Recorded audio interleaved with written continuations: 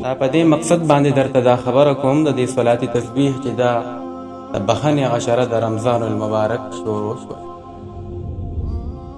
یعنی د جهنم د اور نه د نجات ذریعه چې کومه عشره د اخیرنې دا د رمضان المبارک اخیرنې عشره ده، نو د جهنم نه د نجات ذریعه ده. مسلمانان الله پاک د جهنم نه او د جهنم د اور نه بریږي. دوی کې تاسو صلات تسبیح ډېر زیات کوئ.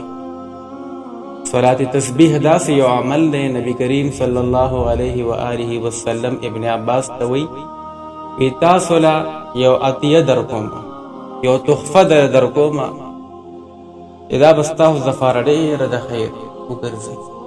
ورته وی تاسو صلات تسبیح مونځ کوئ. دې کې درته په دې ویډیو کې د هغې طریقه ښیم. تاسو له طرفه به موږ سره دا تعاوني چې تاسو دا ویډیو وګورئ او په هغې باندې عمل وکړئ. دا زنانه ورته اوږد مونځ وایي.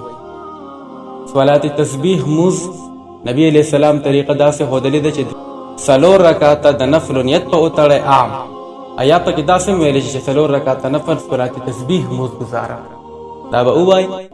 او دې کې به تاسو بیا تسبیحات ووایي. تسبیحات دا دي ها، مخکې درته الفاظ وایم: سبحان الله والحمد لله ولا اله الا الله والله اکبر. بس دې پورې دا تسبیحات دي. حدیث کې دې پورې نقل شوی ده. ولا حول ولا قوة الا بالله العلي العظیم پکې نشته ها. ولا اله الا الله والله اکبر. بس نو چې تاسو نیت د 4 رکعاتو وتړو نو سبحانك اللهم دا سنا ده، دا تاسو وویله. بیا تعوذ و تسمیه وویله. د سورې فاتحې نه مخکې به 15 کره ده دا ووایي: سبحان الله والحمد لله ولا اله الا الله والله اکبر. 15 کره ته دا شو چې کله سورة فاتحه هم ولوستله ولا الضالین آمین پورې، او بیا ورسره یو سورت ولوستو یا قل هو الله احد، اګه تاسو ار یو ولوستو نو بیا به 10 کره ته ووایي: سبحان الله والحمد لله ولا اله الا الله والله اکبر. دا غي نه پس بیا چې کله رکوع لړ شي نو 3 کره ته به دا د سبحان ربي العظیم نه پس بیا 10 کره ته ووایي. نو چې بیا کله قومي ته ودرېږي نو ربنا لك الحمد نه پس بیا 10 کره ته. نو چې کله سجدې لړ شي د سبحان ربي الاعلى نه پس بیا 10 کره ته. نو چې کله بیا په جلسه باندې کېنئ نو بیا 10 کره ته. نو چې بیا سجدې لړ شي د سبحان ربي الاعلى نفس بیا 10 کره ته. نو د یو رکعت کې محترمو دا 75 بار راځي. 75 بار. نو چې 75 بار راشو نو 4 رکعاتو کې تقریبا 300 پیرې دا صلات تسبیح دا موږ چې کله تاسو په دې طریقې سره وګو کنه.